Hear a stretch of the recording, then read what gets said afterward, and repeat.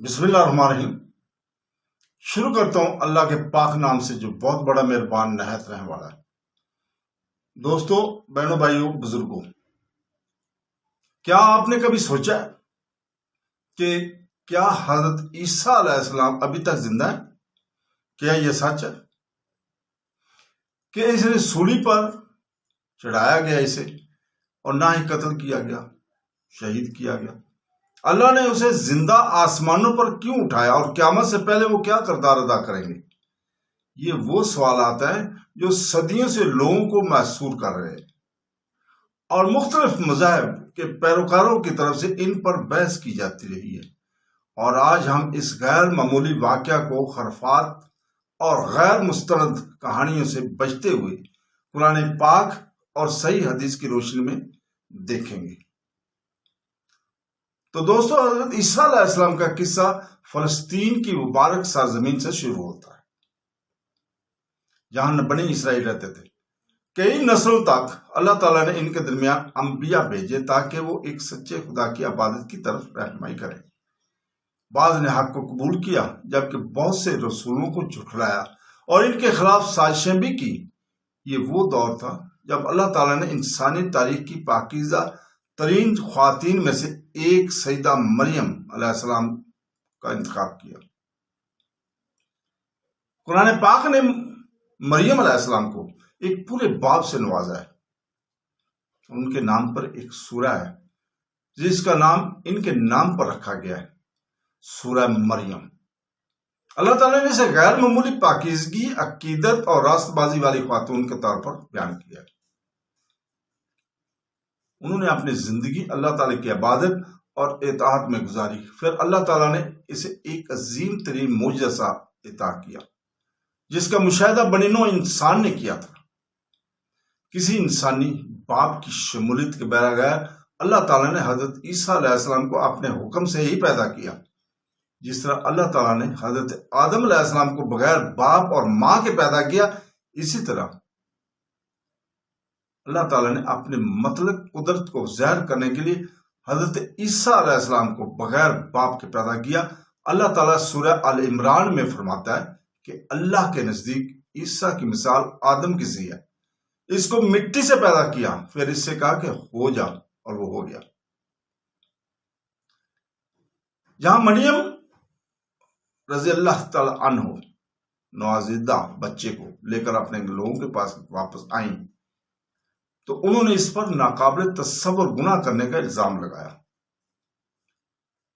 تو انہوں نے اپنا دفاع کرنے کی بجائے بچے کی طرف اشارہ کیا۔ اللہ کے حکم میں وہ بچہ حضرت عیسیٰ علیہ السلام نے جھولے سے یہ اعلان کرتے ہوئے کہا، بے شک میں اللہ کا بندہ ہوں، اس نے مجھے کتاب دیا اور مجھے نبی بنایا ہے۔ اس معجزانہ تقریر نے حضرت مریم علیہ السلام کی عزت کو اور اونچا کیا اور حضرت عیسیٰ علیہ السلام کی نبوت کا اعلان ان کی زندگی کے شروع ہی سے کر دیا۔ جیسے جیسے حضرت عیسیٰ علیہ السلام بڑے ہوئے، اللہ تعالیٰ نے انہیں نبوت عطا کی اور بنی اسرائیل کی رہنمائی کے لیے بھیجا۔ ان کا پیغام بالکل اسی طرح تھا جو پچھلے تمام انبیاء کرام کا تھا۔ اللہ تعالیٰ کی عبادت کرو اور اس کے ساتھ کسی کو شریک نہ ٹھہراؤ، اس کے احکام کی تعمیل کرو اور عدل اور انصاف کے مطابق زندگی بسر کرو۔ ان کے مشن کی حمایت کے لیے اللہ تعالیٰ نے حضرت عیسیٰ علیہ السلام کو غیر معمولی معجزات عطا فرمائے۔ اللہ تعالیٰ کے حکم سے انہوں نے پیدائشی نابینا افراد کو شفا دی، شدید بیماریوں میں مبتلا لوگوں کو شفا بخشی، مردوں کو زندہ کیا اور لوگوں کو ان سے پوشیدہ امور سے آگاہ کیا۔ تاہم قرآن پاک بار بار اس بات پر زور دیتا ہے کہ ہر معجزہ صرف اللہ تعالیٰ کے حکم سے ہی ہوا ہے۔ حضرت عیسیٰ علیہ السلام نے کبھی بھی آزاد الہی طاقت کا دعویٰ نہیں کیا اور نہ ہی انہوں نے کبھی لوگوں سے اپنی عبادت کرنے کو کہا۔ اس کی بجائے اس نے مسلسل لوگوں کو صرف اللہ تعالیٰ کی عبادت کی طرف ہی بلایا۔ ان نمایاں نشانیوں کو دیکھنے کے باوجود مذہبی رہنماؤں میں سے بہت سے لوگوں نے یقین کرنے سے انکار کر دیا۔ ان کی غرور، دنیاوی مفادات اور اختیار کھونے کے خوف نے ان سچائی کو قبول کرنے سے روک دیا۔ اگرچہ کچھ مخلص پیروکاروں نے جو حواریوں کے نام سے مشہور ہیں، انہوں نے اس پیغام کو دل سے قبول کیا، لیکن اکثریت نے اپنی مخالفت جاری رکھی۔ عنقریب جھوٹے الزامات، سازشیں اور خفیہ منصوبے اللہ تعالیٰ کے نبی کو گھیرنے لگے۔ حالات بد سے بدتر ہوتے جا گئے، یہاں تک کہ حضرت عیسیٰ علیہ السلام کے دشمنوں نے فیصلہ کیا کہ وہ آپ کو ہمیشہ کے لیے ختم کر دیں۔ تاہم وہ یہ سمجھنے میں ناکام رہے کہ اللہ تعالیٰ کے حکم کے خلاف کوئی منصوبہ کامیاب نہیں ہو سکتا۔ اس کے بعد جو کچھ ہوا وہ قرآن کریم میں مذکور عظیم ترین معجزات میں سے ایک بن گیا اور اسلامی عقیدہ کے اہم ترین واقعات میں سے ایک ہے۔ حضرت عیسیٰ علیہ السلام کے دشمنوں کا خیال تھا کہ ان کے پیغام کو روکنے کا واحد راستہ انہیں قتل کرنا ہے۔ بنی اسرائیل کے مذہبی پیشواؤں نے رومی حکام سے ہاتھ ملایا اور اسے گرفتار کرنے کی سازش تیار کی۔ انہوں نے تصور کیا کہ جب عیسیٰ علیہ السلام کو ہٹا دیا جائے گا تو ان کا پیغام ہمیشہ کے لیے غائب ہو جائے گا۔ تاہم وہ ایک بنیادی سچائی کو بھول گئے جو پورے قرآن پاک میں سکھایا گیا کہ کوئی منصوبہ اللہ تعالیٰ کی مرضی پر قابو نہیں پا سکتا۔ اللہ تعالیٰ اس واقعے کو سورہ نساء میں بیان کرتا ہے، جہاں وہ ان لوگوں کی دعوت کی تردید کرتا ہے جنہوں نے یہ دعویٰ کیا تھا کہ انہوں نے مسیح کو قتل کیا۔ اللہ تعالیٰ فرماتا ہے کہ نہ تو انہوں نے اسے قتل کیا اور نہ سولی پر چڑھایا، بلکہ یہ ان پر زہر کر دیا گیا۔ جن لوگوں کا اس معاملے میں اختلاف ہے وہ صرف مفروضوں کی پیروی کر رہے ہیں، کیونکہ ان کے پاس کوئی خاص علم نہیں ہے، بلکہ اللہ تعالیٰ نے عیسیٰ علیہ السلام کو اپنی طرف اٹھایا اور اللہ تعالیٰ غالب اور حکمت والا ہے۔ یہ آیت مبارکہ حضرت عیسیٰ علیہ السلام کے بارے میں اسلامی عقیدہ کی بنیاد ہے۔ مسلمانوں کا پختہ یقین ہے کہ حضرت عیسیٰ علیہ السلام کو نہ تو قتل کیا گیا اور نہ ہی سولی پر چڑھایا گیا۔ اس کی بجائے اللہ تعالیٰ نے معجزانہ طور پر اپنے رسول کو زندہ کر کے آسمانوں پر اٹھا لیا۔ اللہ نے کسی دوسرے شخص کو عیسیٰ علیہ السلام سے مشابہت بخشی اور اس کی صحیح تفصیلات قرآن پاک میں بیان نہیں کی گئی ہیں، اس لیے مسلمان غیر ضروری قیاس اور رائیوں سے گریز کرتے ہیں، اور اللہ تعالیٰ اس کے رسول صلی اللہ علیہ وسلم سے نے جو ہمیں مستند طور پر آگاہ کیا اس پر قناعت کرتے ہیں۔ حضرت عیسیٰ علیہ السلام کی معراج محض ایک معجزانہ نجات نہیں تھی، یہ اللہ تعالیٰ کے کامل انصاف اور حکمت کا بھی مظہر تھی۔ ایک نبی کی خلاف سازش کرنے والوں کو یقین تھا کہ وہ کامیاب ہو گئے، لیکن حقیقت وہ مکمل طور پر ناکام ہو گئے تھے۔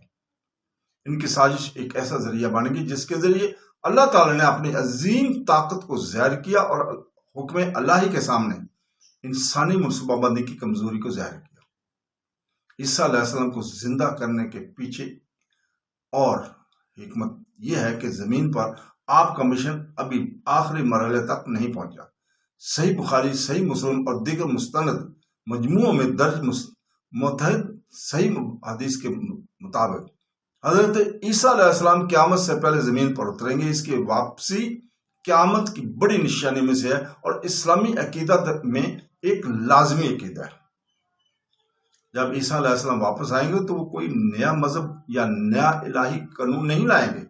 آخری دین پہلے ہی نبی کریم صلی اللہ علیہ وسلم کے ذریعے کامل ہو چکا ہے جو خاتم النبیین ہے، اس لیے عیسیٰ علیہ السلام ایک عادل حکمران کے طور پر واپس آئیں گے جو قرآن پاک اور سنت رسول صلی اللہ علیہ وسلم کے مطابق حکومت کریں گے۔ یہ اسلام کے پیغام کی عظمت اور حتمیت کو ظاہر کرتا ہے۔ صحیح حدیث میں بتایا گیا کہ حضرت عیسیٰ علیہ السلام دمشق کے مشرقی حصے میں سفید مینار کے قریب نازل ہوں گے۔ وہ اہل ایمان کا ساتھ دیں گے اور باطل کے خلاف جد و جہد میں امام مہدی کا ساتھ دیں گے۔ اس عرصے میں انسانی تاریخ کی سب سے بڑی آزمائش دجال کا ظہور پوری دنیا میں پھیل چکا ہوگا۔ دجال بنی نوع انسان کے لیے آزمائش کے طور پر اللہ تعالیٰ کے حکم سے غیر معمولی کام کر کے بے شمار لوگوں کو دھوکہ دے گا۔ اللہ تعالیٰ کے حکم سے حضرت عیسیٰ علیہ السلام دجال کا تعاقب کریں گے اور آخر کار اسے فلسطین میں لد کے دروازے کے قریب قتل کر دیں گے۔ دجال کی موت کے ساتھ ہی بدعنوانی اور فریب کا سب سے بڑا ذریعہ ختم ہو جائے گا۔ انصاف، امن اور سچائی ایک بار پھر زمین پر قائم پائے گی۔ مستند روایات میں مزید بتایا گیا کہ حضرت عیسیٰ علیہ السلام کے دور حکومت میں لوگ صرف اللہ تعالیٰ کی عبادت کریں گے، صلیب ٹوٹ جائے گی، اس کی واحد الوحیت کے بارے میں غلط عقائد ختم ہو جائیں گے اور خالص توحید کی سچائی سب پر عیاں ہو جائے گی۔ امن اور خوشحالی پوری زمین پر پھیل جائے گی اور برکتیں اتنی زیادہ ہو جائیں گی کہ دولت اپنی بہت سی قیمت کھو دے گی، کیونکہ لوگوں کو دنیاوی مالوں میں مقابلے کرنے کی ضرورت نہیں رہے گی۔ بالآخر اللہ تعالیٰ کے مقرر کردہ مشن کو پورا کرنے کے بعد حضرت عیسیٰ علیہ السلام ہر دوسرے انسان کی طرح قدرتی موت سے گزر جائیں گے۔ یہ اس بات کی تصدیق کرتا ہے کہ وہ نہ تو الہی ہے اور نہ ابدی، بلکہ اللہ کا ایک نیک بندہ اور رسول ہے جس نے ساری زندگی اپنے رب کی تعظیم کی۔ حضرت عیسیٰ علیہ السلام کی کہانی ہر مومن کے لیے زبردست سبق سکھاتی ہے۔ یہ ہمیں یاد دلاتی ہے کہ اللہ تعالیٰ ہمیشہ اپنی حکمت کے مطابق اپنے مخلص بندوں کی حفاظت کرتا ہے۔ اس سچائی کو چیلنج کیا جا سکتا ہے، لیکن اسے کبھی ختم نہیں کیا جا سکتا۔ تو دوستو، اللہ تعالیٰ ہمارے ایمان کو مضبوط فرمائے، ہمیں اپنی کتاب اور اپنے رسول صلی اللہ علیہ وسلم کی سنت کا صحیح فہم عطا فرمائے، ہمیں دجال کے فتنے سمیت ہر آزمائش سے محفوظ رکھے اور ہمیں آخری سانس تک توحید پر ثابت قدم رکھے۔ آمین ثم آمین۔ اللہ حافظ۔